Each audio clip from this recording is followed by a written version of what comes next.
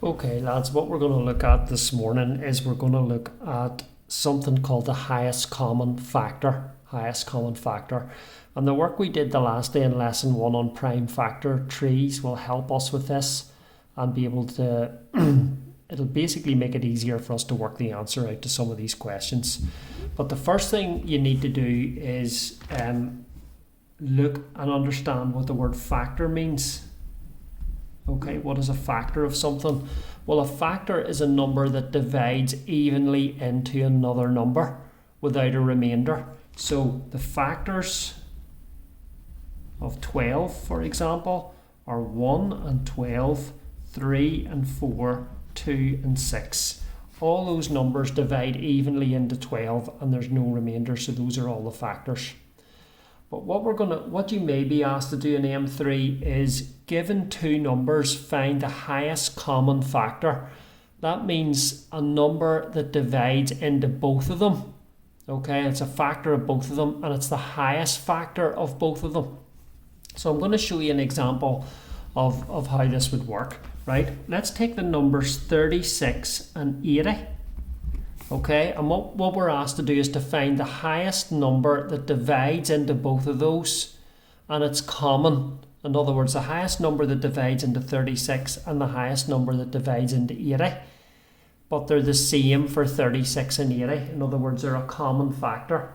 So what we can do is we can use the work that we learned in lesson 1 to help us. So what I'm going to do first is split this into prime factors. So 36 is 2 times 18. 18 is 2 times 9. And 9 is 3 times 3.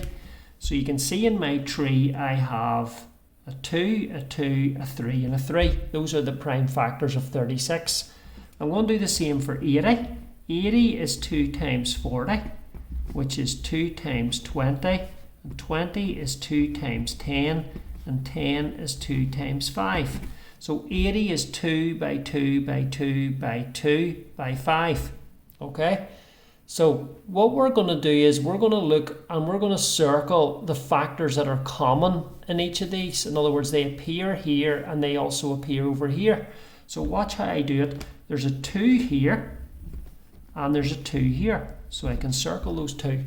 There's also another 2 and there's another 2.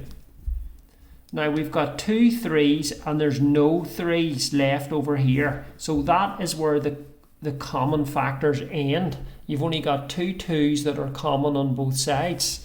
So that means if you times 2 and 2 together, you get 4. So 4 is going to be the highest common factor, HCF. In other words, 4 is the highest number that divides into 36 and also divides into 80.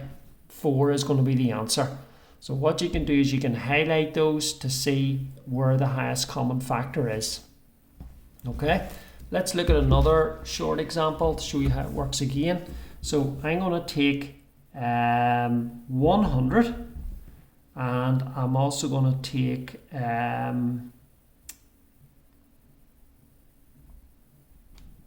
60. Okay, 160.